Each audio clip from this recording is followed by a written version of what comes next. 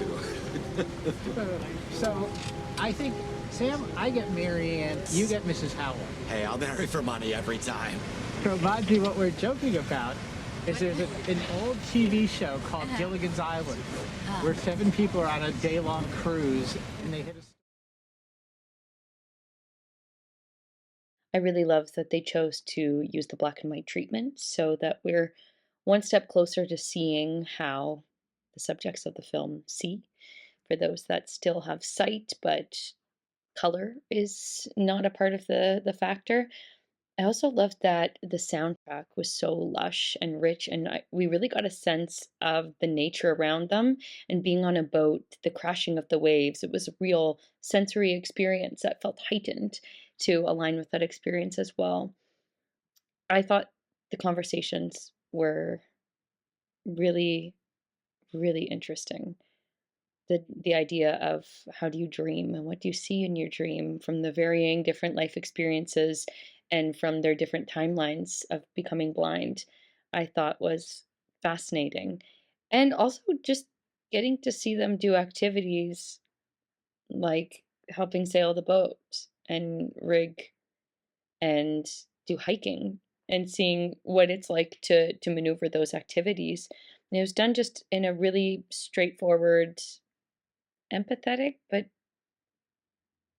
quote unquote normal way, just getting to see how they carry through life as very capable, effective human beings.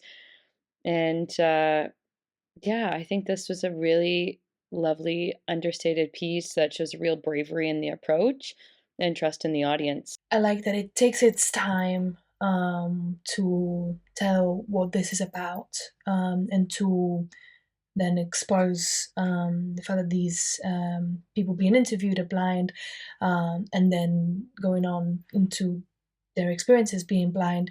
It really has a kind of naturalistic pace and naturalistic kind of storytelling.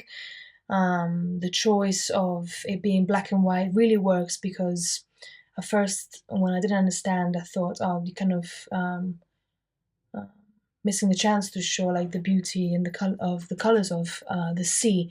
But then, when I understood the people on the boat were blind, then yeah, it really added a subjectivity to the perspective or the storytelling, which I really really enjoyed. Yeah, it has a really naturalist feel. Very authentic, very simple, in a good way, obviously. And I also love that it's not just interviews, but it is a journey. Them starting on the boat and then ending getting to their island. Yeah, it added a lot of context and a lot of again subjectivity. Really transported us with them. This was a fascinating piece, and unlike anything I think I really have ever seen before. I wasn't really sure sitting down to watch it what I was getting into. Immediately, just visually, I thought the black and white seemed like an odd choice at first.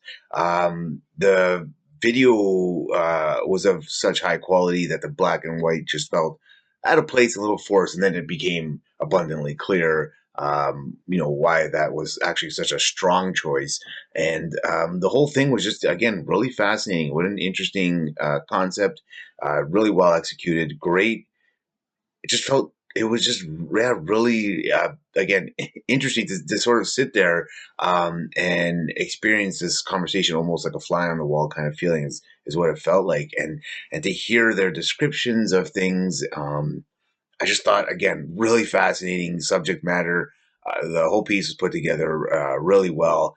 Overall, I just thought it was really interesting, and I thoroughly enjoyed it. I enjoyed the overall theme of this, in which my opinion was that even though these people had, one of their senses missing, their sight, they were still able to enjoy going out on a boat and being in nature and really probably enjoy it maybe even a little more than some of us who don't realize what we have and take, our senses for granted.